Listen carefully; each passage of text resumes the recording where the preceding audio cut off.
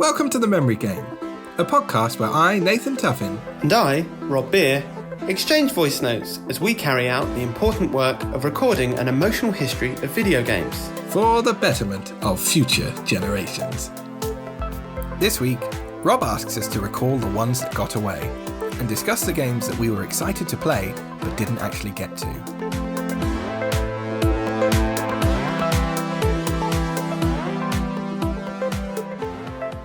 Hey there, Time Commando.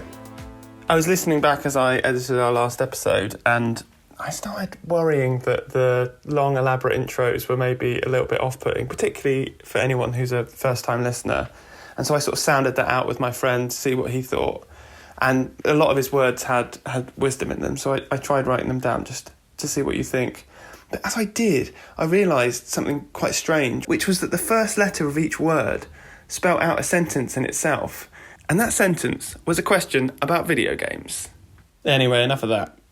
After talking about my experience of buying Rome Total War and not being able to play it, I was then reminded by one of your answers about Flight Simulator, which I had a demo for the Amiga 600. The game would load, obviously it was a demo, so all you had to do was put the disc in, it would bring the game up. And the view that you were given was the sort of pilot's eye view, so you've got a plane's dashboard in front of you with a bunch of interesting looking levers and dials. And it being a demo, there were absolutely no instructions. I assume the actual game had a massive manual that came like a sort of textbook with it. With the Amiga, I never got the keyboard controls working. So the Amiga 600 was it was like a home computer that could play games. I think that was part of the way that it was sold. And so when you loaded the Amiga, you had a sort of desktop view, and then you could launch the games from that. There are also 2 ports for controllers, but no matter what controller you plugged into it, only one of the buttons would work. Like, that was just the way that the thing was built. So I had a great looking sort of D-pad controller with 2 buttons, but only both buttons just did the same thing. And it was a real challenge for Amiga games that they had to think about. So there was a port of a Street Fighter game where they had to reskin it entirely, and that was called Body Blows. I'll talk about that another time. It basically had half of the moves that you could do because it wasn't a punch or a kick button. Like, there was one button that you had to use to program the whole thing in. But in theory, as I say, because it was attached to this keyboard, you should have been able to have games that had lots of different input functions. So I think there were games where you could just like type in answers like you would for the sort of Commodore era of games. But I don't know if there was some sort of setting that we had to change or whatever, but I never got any of those types of games to work. And so with Flight Simulator, I'm pretty sure each letter on the keyboard would correspond to some sort of switch, right?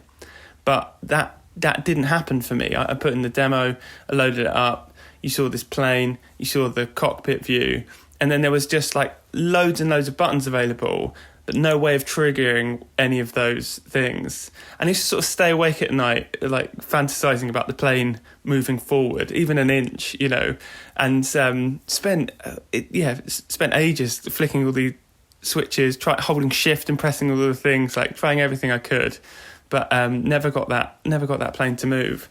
And I guess subsequently I must have played some version of a flight simulator or a flying game, but it never quite scratched that itch of getting that to work. And maybe it wasn't supposed to work. Maybe the demo was just of the graphics and the cockpit view. That's something we'll have to dig around in the research notes. The question that led me to, obviously, was thinking about what are the games that got away? The ones that you wanted to play or spent a long time pining over to play for, but never got to sit down and have the actual experience of playing.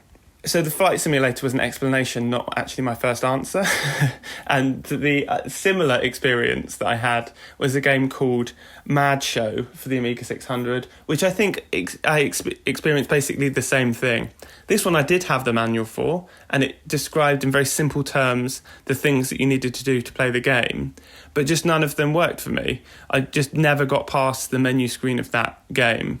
And from what I could tell, the way that you had to navigate through the game was it was like a sort of TV show, and you had to change through the channels to get the game rolling, and then there were a sequence of sort of mini games hidden behind it. And it might have been I bought it as part of a multi-pack, so it came as like with 4 games. There was like a fighting game, there was that, and there was maybe some sort of racing game. I've tried to do digging on this, and I've not been able to find out. But apparently Mad Show was inspired by like sort of French TV game shows, but it looked sort of vaguely horror themed. It was supposed to be very funny, but I bet if I looked at it now I wouldn't find it funny, I'd just find it creepy, and I bet if I'd seen it then it would have just kept me awake in my nightmares. Keep me awake in my nightmares, that sounds terrifying. You know what I mean. But yeah, I never had that experience. I just had the experience of looking at the main menu, desperately pressing all the keys on the keyboard, hoping something would happen, and it never did. And now I guess there's the option of watching a like Let's Play experience and seeing what's behind that main menu screen. But do I want to do that? Is that going to capture anything of what that experience was?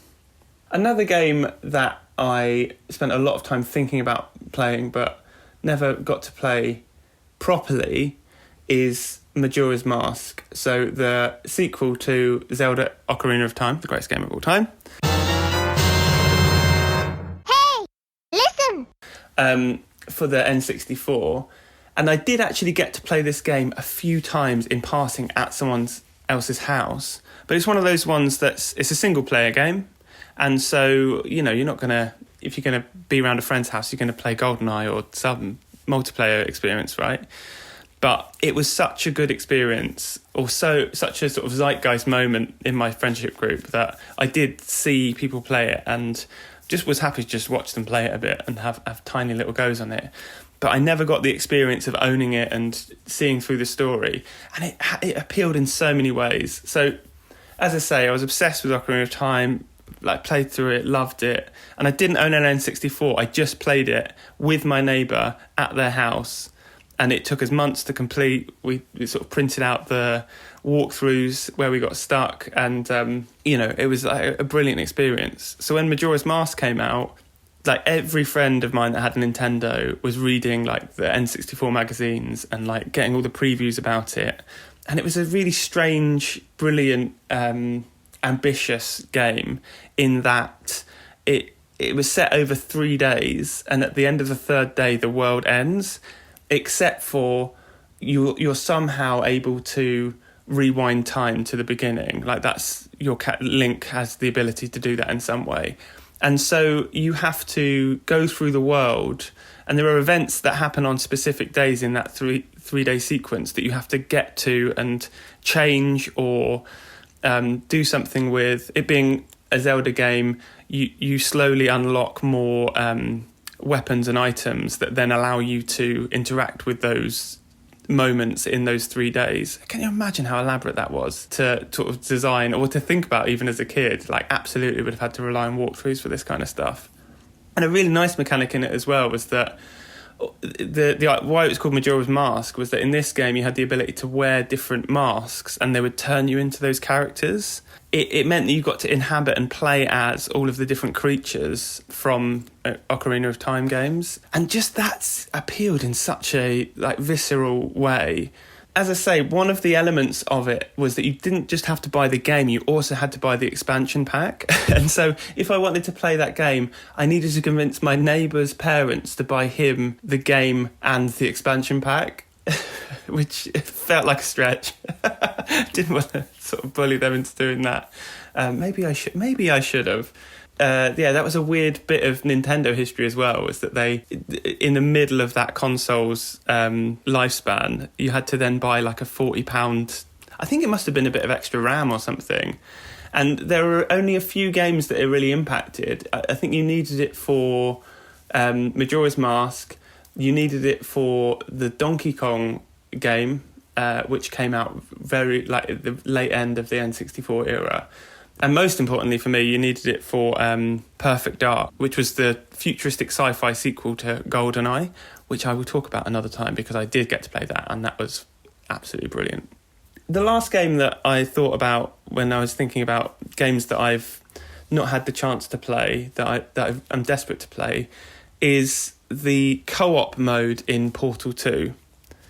So I've played through Portal 2, the single player. The first Portal is one of my favourite games of all time. I've played through that multiple times. And I own Portal 2 on the Xbox 360 and on the Nintendo Switch. Obviously, the 360 is dead, but I own it on the Switch again. And I have friends who also love the Portal games, but we've never managed to play it together.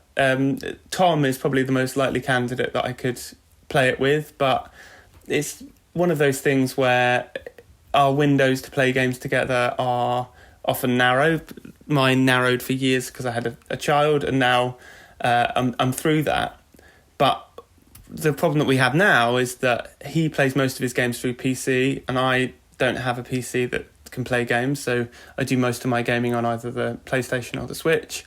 And there's not cross-play enabled for Portal 2.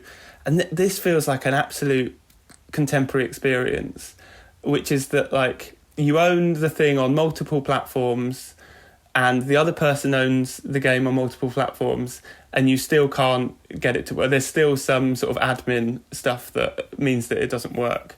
And that just is absolutely the modern day experience, isn't it? It's like we've got all of the world's games at our feet, all of the technology to do things, and then some weird administrative reason means that you can't do it.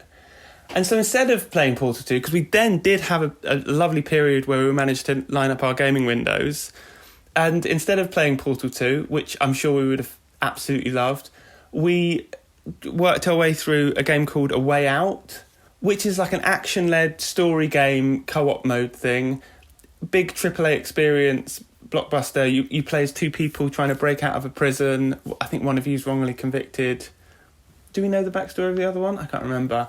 And we sort of tried to slog our way through it. I love the ambition of the game, but it felt very clunky and dry.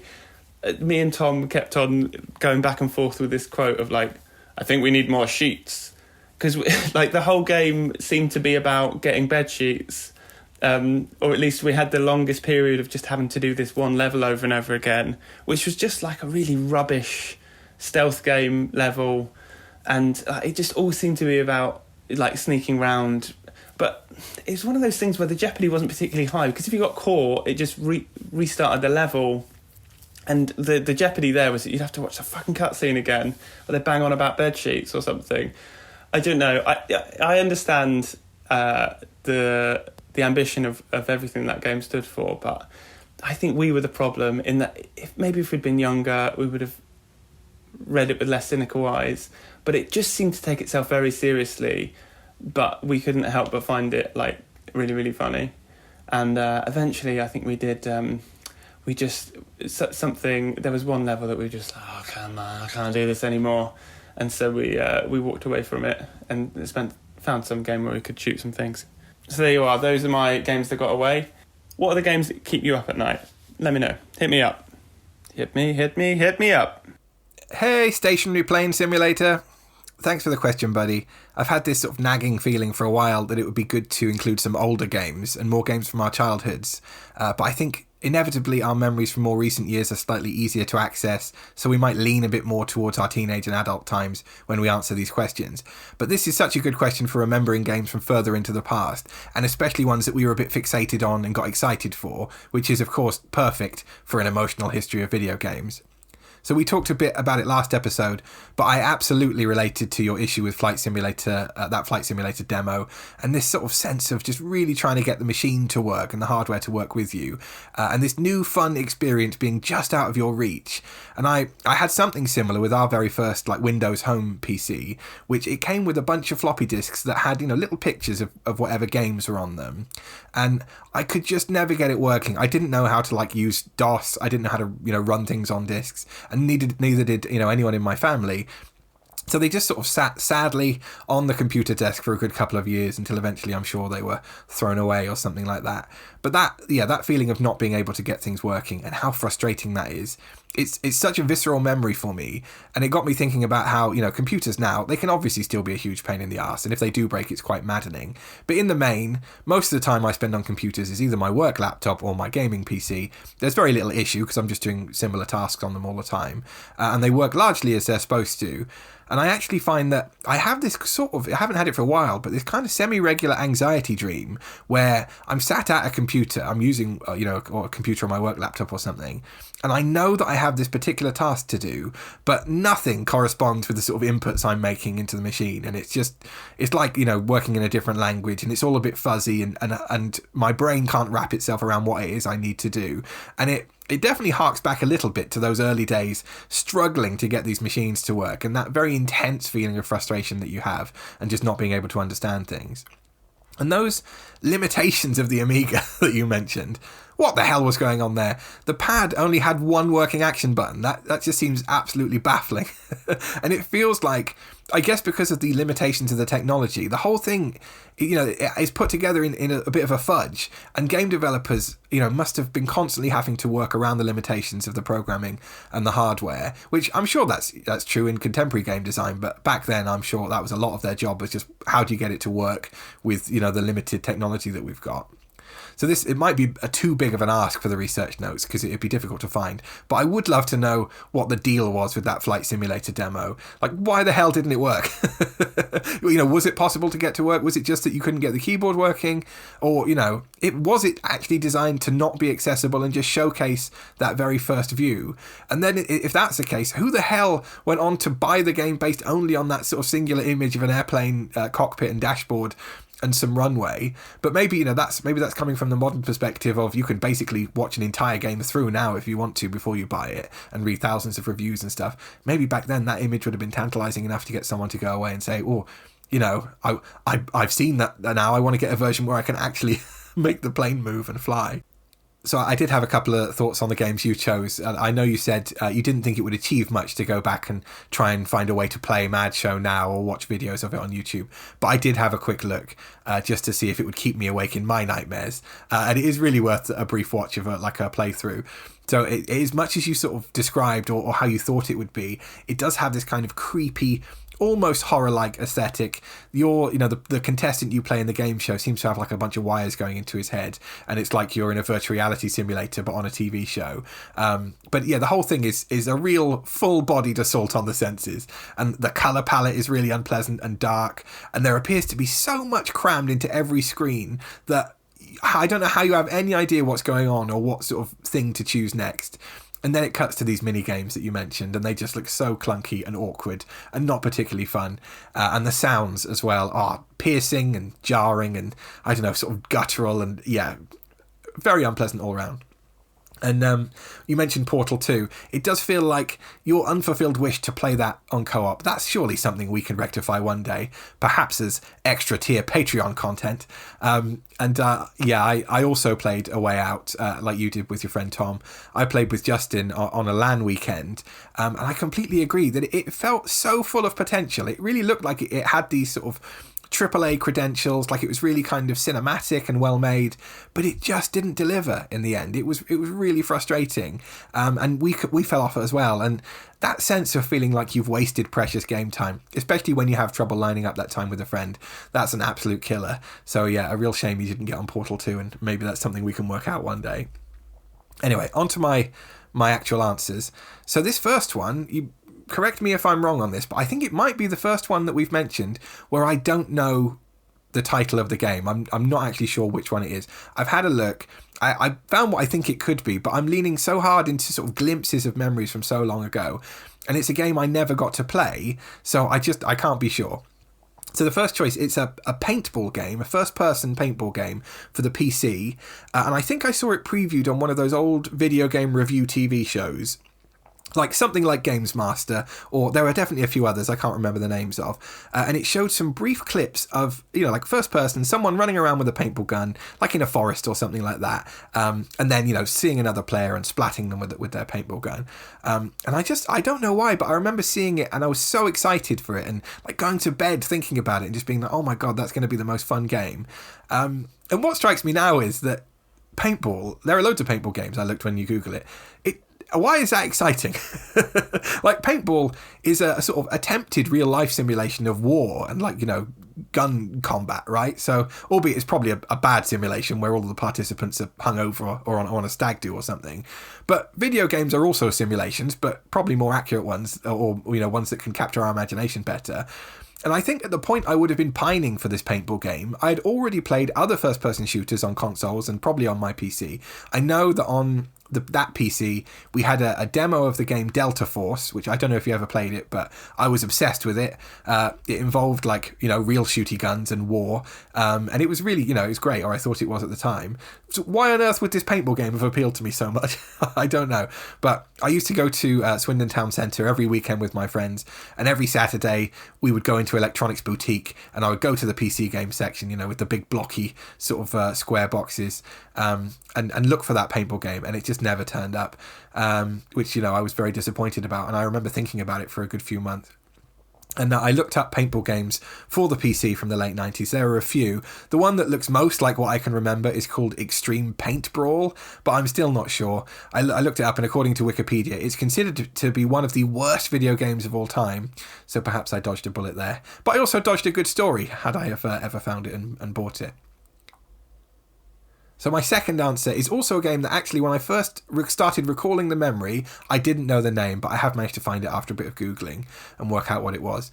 So it's a game for the Mega Drive called Splatterhouse 2, and I found it by Googling lists of the most gory and violent games for the Mega Drive/Genesis, and I watched through a YouTube video, and it was number 3 on a list.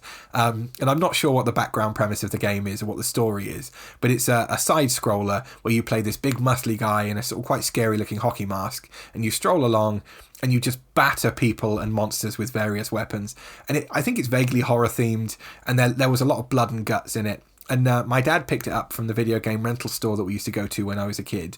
And we sat down and I watched him play it. And after about 5 minutes, he just said, "Oh, Nath, I think this might actually be a bit grown up for you." And he turned it off. And I remember at the time feeling like he was quite surprised. And maybe he was, I guess what we would have mainly played would have been sports games and Sonic the Hedgehog and stuff like that. And perhaps that was the first time he'd seen a kind of gory grown-up game, but maybe not. But he did talk about it with distaste for a few weeks after that. And I'm sure he wouldn't remember, but I don't know if did he secretly go back that night and play it again when I went to bed? Who knows? But of course, the fact I wasn't allowed to play that game, that made it all the more appealing to me. And I remember doing that thing it's incredibly typical of what a child would do. And I recognise it now sort of in my daughter, that when we would go back to that video game rental store, I would sort of drift by Splatterhouse 2 all the time, and I would pick it up and look at it, knowing that I couldn't really ask to rent it again, but hoping maybe my dad would see and go, "Oh yeah, go on then, let's get that one," which obviously never happened. So my third choice shifts into probably more well-known territory, and that's Final Fantasy VII on the PlayStation. And I'm aware that it is an absolutely seminal game for so many people from our generation. I'm not sure if you played it, but there were times on the playground at my secondary school where it was just like the talk of the day. And I remember asking my friends to tell me stories from the game because I was so excited to hear about it. And my friend Jack had it. I would occasionally get to watch it over someone's shoulder round a friend's house for a little bit, but I never got it myself. I couldn't wait to buy it, the idea of getting it and get it for myself and customize my team of allies and go through the story. And a Christmas came around, and I'm pretty sure I had the choice between getting Final Fantasy VII and Metal Gear Solid. And I think I must have just got slightly swayed towards Metal Gear Solid because it was a bit more shooty and killy, that's been my downfall with choosing what game to play for pretty much my entire life. And I do also wonder if maybe, as it would have been my dad that went to get the game for Christmas, he probably would have liked the look of Metal Gear Solid a bit more. So maybe that's why we ended up with it. And it wasn't a bad choice. I loved Metal Gear Solid. It was a great game, but it meant I never got to play Final Fantasy VII. It's a big sort of hole in my gaming history, I feel like. I've never played it to this day. I've never gone back and played it. I don't know if it'd hold up now. I'm not sure. So, yeah, that's one I really wanted to play. And finally, to use my cheat, my turn to crowbar in a fourth game, I did want to give honourable mention to the game Kingpin Life of Crime, just because I saw it and I longed to play it for ages, but I couldn't for a really long time, but I did eventually get to enjoy it. Kingpin was this really violent first-person shooter, soundtracked entirely by Cypress Hill, and in it you play this wronged hood in a very gritty neighbourhood, and you work your way through these different levels of the underworld, and you fight people and you rob them and you kill people and you find different weapons like crowbars and lead pipes and guns eventually. And I think what the fun thing about the very first level was that it felt like anyway, a few different ways to kind of get money and progress. And you could chat to people in a very basic way, but it felt very new for the time. And you had different keyboard buttons. I think there was one button you could press that would give a kind of positive response, one that would give a sort of neutral response, and one that would give a negative response, which I think was usually just swearing at someone. And you could get, different weapons. You could go to a gun shop, get money different way. You could hire people to be your bodyguards. And actually, when I did play the game, that all drops off later in the game, and it does become more of a bog standard FPS where you just shoot your way through every level, and it gets to be a bit less fun. But the main reason I really wanted to play it as a young teenager was because it was super violent and it seemed cool, and you could press a button and you would swear at someone. So yeah, it just seemed like the coolest thing in the world.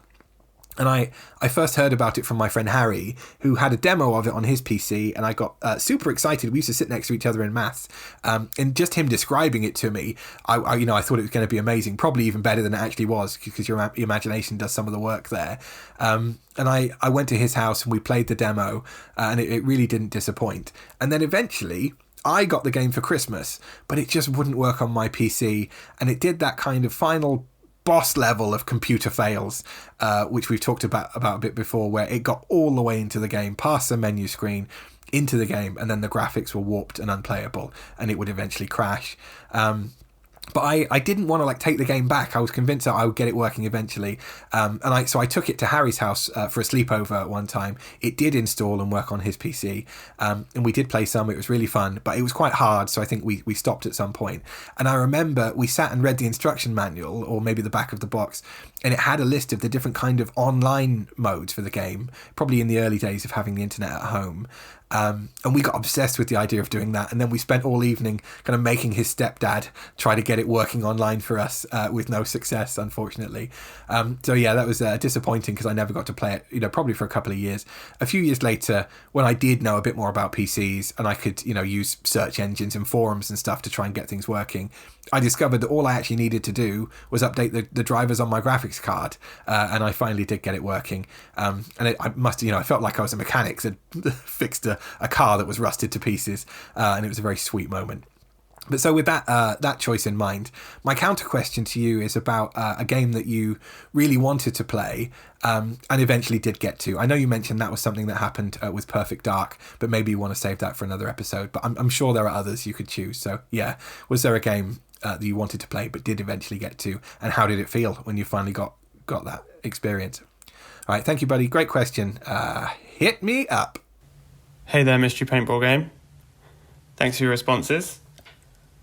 Lots to get stuck into, so I'm just going to scattergun answer for a little bit and then check my notes, I think. I agree with you that paintball games are fun, and I'm not sure why. I was obsessed with this game called Greg Hastings Tournament Paintball, which was an Xbox exclusive, and then I think was eventually ported to other consoles. And when you mentioned the paintball game, I was instantly thinking it might have been that, but that came out in 2004, and Delta Force, which you mentioned, which I played the demo of a lot on PC, came out in 1998, so it doesn't feel like quite the same era. One of the appeals of the Greg Hastings game was that the maps are very small, and they were essentially like big inflatables, because there was tournament paintball was a thing. There was a brief period where it was like part of the zeitgeist, I think, and there was like a TV program that featured paintball that was like Gladiators in a way, but so it had gladiator type paintballers with these big elaborate guns, and then team away day teams, like an orange team and a green team, competing against each other. Yeah, what was that called? I'm going to find that in a sec. A quick peek behind the curtain. I paused the recording and looked it up. The program was called X-Fire, which is worth a Google. It's very nostalgic. But yeah, so the Greg Hastings game had these inflatables that you could hide behind, and I think part of the allure was that it was just the format was really good, the sort of capture the flag format. Everything was instantaneous rather than games like Counter-Strike where potentially you try and camp out a bit or hedge your bets, whereas this game seemed to be just like all action. And one of the things that I liked about it was that if you get shot, it came up with a little meter like a sort of moving arrow, and you had to stop it in the middle. And if you did, your player would just wipe away the paint on them. And you'd carry on living because the referee hadn't spotted you. But if you got shot whilst you were doing that, then that was an instant kill. You're out. But yeah, so paintball games, I don't know, they're good. Did get to play that. I played a bunch of Greg Hastings. And yeah, I tried looking around for what it might have been, but just like you, I came across nothing. I also looked up Splatterhouse 2, which looks sort of like Streets of Rage, but Halloween themed. Halloween, the horror movie. And so the player looks like they're wearing like an old school hockey goalkeeper's mask type thing. And I tried to look at the synopsis, but it's one of those synopsises that doesn't make sense if you haven't played the previous game, but I'll read it anyway. 3 months have gone by since the events of the first game. Rick is still suffering from his guilt of being unable to save Jennifer and has been plagued by nightmares of her and the Terror Mask, which reformed after breaking at the climax of the first game. Suddenly, the mask appears to Rick and tempts him to find the house, telling him that Jennifer can be saved. It closes by telling Rick that it will give him power. Rick succeeds in rescuing Jennifer, and the house sinks into the bottom of the river. I think that's probably missed out about 700 kills that you have to make between the finding the house, completing the game. I think the appeal of it was that it was violent and gory or whatever. So I can exactly see why your dad would have been like, maybe this isn't Sonic, maybe I shouldn't let you play it. And you're talking about fixating on it and sort of staring at it every time you went to the rental shop. I wondered whether there was like a performative element to that in the video shop. Were you constantly like trying to be seen looking at it to see if there was like any movement from your dad, or was it just something that was just a private a sort of private longing that you couldn't scratch? Also, in your answer, you came up with the horrendous dilemma of having to pick between Final Fantasy VII or Metal Gear Solid, which is a tough choice, I think, even for people who love both those games. They're the two seminal games from the PlayStation 1, at least offhand, I think they are. And perhaps they are different. Maybe they would have taken you down a totally different path. But I suppose Metal Gear Solid has something to it, which is that it's slightly more instantaneous. And I know our friend Side, the reason that he loved Final Fantasy VII so much is that it's not sort of dexterity based or one that requires you to ace the ability of playing the game. It's like cerebral in that it's turn based and it allows you to plan and read and use your brain to beat the game rather than just being about like quick reflexes or whatever. And so maybe that would have taken you down a whole different path. Obviously, you've played lots of those games since. Lots of those games that are strategy based rather than just shooty. And I suppose that must have been a big fork in the road moment. I have played it, but only on mobile because it got ported to the iPhone. I had to go on that, and it's one of those things that I don't think time has been kind to it. A lot of what made it groundbreaking was its scale, and obviously that seems less significant.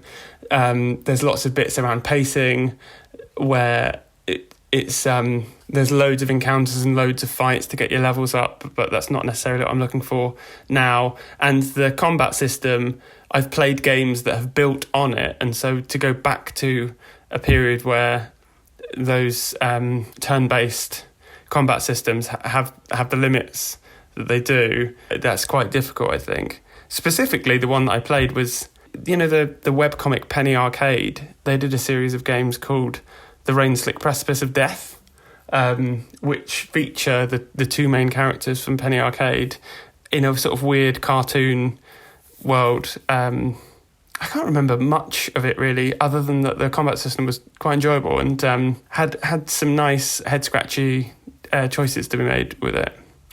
So that's as close as I got to Final Fantasy VII. On to my research.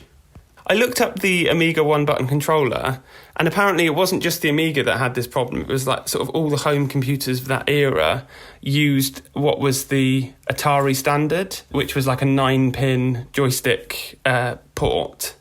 And that only had one button on it. And I think the reason that probably happened was to make controllers sort of backwards compatible, or at least, you won't need to buy a controller, you can just buy the system or whatever. But it was really limiting. Like most games, actually, sort of managed to cope okay. The thing that they did was that there wasn't a jump button.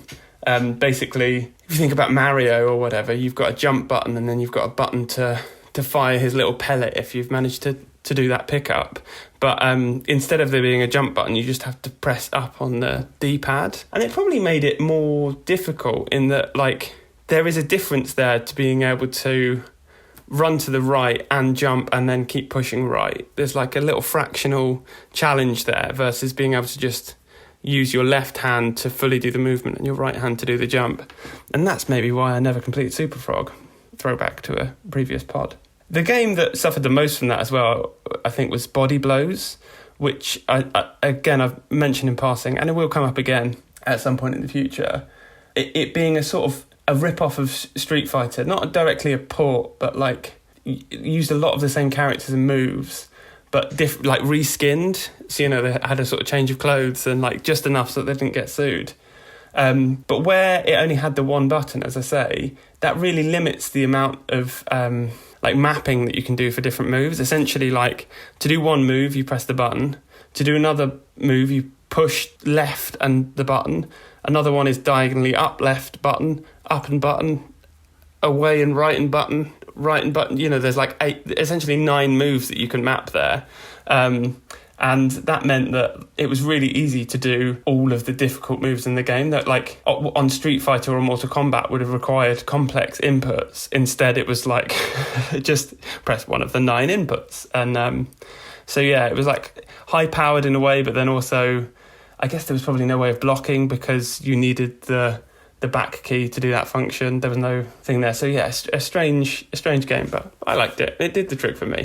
And the internet had no answers to my Flight Simulator question or my general keyboard woes. Maybe I was just really stupid. In the PC era, the first thing you'd do is press escape and go to the settings and make sure, like, check what it was mapped in. Whether it was the controller or the keyboard and the mouse that you've got selected as your settings. But that's not how the Amiga worked. It wasn't as simple as that. And also, would the escape key have worked? Was the keyboard just not like functioning as intended? I don't know. And I will never know. I've only got the hazy memories to rely on. In terms of your counter question about a game I did eventually get to play, I have a confession of a kind, which is that on the Switch there's a N64 emulator, which you can get when you buy the yearly, like online subscription. I did actually start playing Majora's Mask last year. So that undermines the very premise of the episode that we've built this on. But I bailed on it very quickly. And the reason I stopped playing it is that, time is cruel to computer games because of, just the smoothness of the movement and stuff. And, there's no way that game could live up to my expectations based on, even if I played it at the time, just the sort of school ground stories of it and the hype train that we'd managed to manufacture it. And so, in some way, the path not taken is all the sweeter. Do you ever find that paintball game steer clear? As your dad knows, some things are best left in the rental shop.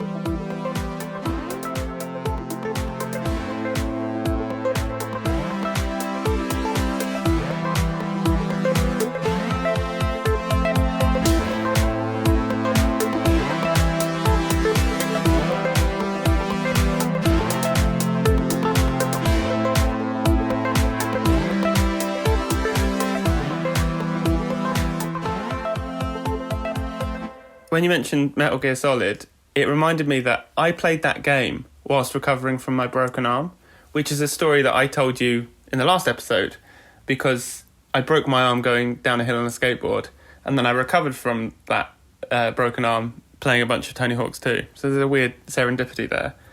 And one of the other gaming memories, as I say, attached to that time, I've got a few, and we'll refer back to this period, was playing Metal Gear Solid. My friend Callum had lent me the game out of, an act of solidarity or friendship or whatever. And I was sat on my own playing through it. And obviously you reach points in that game where you just need the playground or people to tell you what you're supposed to be doing. And it was one of the first games where, when Callum came round, he then lent me the there was like a printed, glossy magazine type walkthrough that he'd had while playing it. And obviously, I always feel a bit queasy about walkthroughs, leaning on them too much. I do much less so now. I'm very happy to just look at a YouTube thing to tell me how to do a thing. But one of the things in that was that even though I knew what I needed to do, because my arm was broken, I couldn't do the thing which I needed.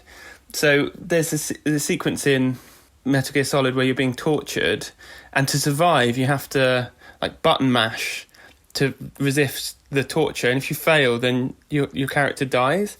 There's also, I think, a weird, we'll have to look this up in the post-season review, there's a thing, it's how you unlock one of the branched endings, is you can, I think you have to turn your computer, your PlayStation off and back on again at the right time. You have to give up or something. There's stuff that you have to trigger there, which is all very Metal Gear Solid, isn't it? Turning your console off and restarting it. But I just had no idea how to do that. And it was only because Callum visited me at my dad's house while I was playing the game that he basically just did that bit for me. Both because he had the button mashing skills and he had the walkthrough and knew what the hell he was doing. But yeah, so that was a gift from Callum. I hadn't thought about him in ages. Thanks, Callum. Thanks for lending me the game. Thanks for getting me through it. Memory complete. Uploading memory.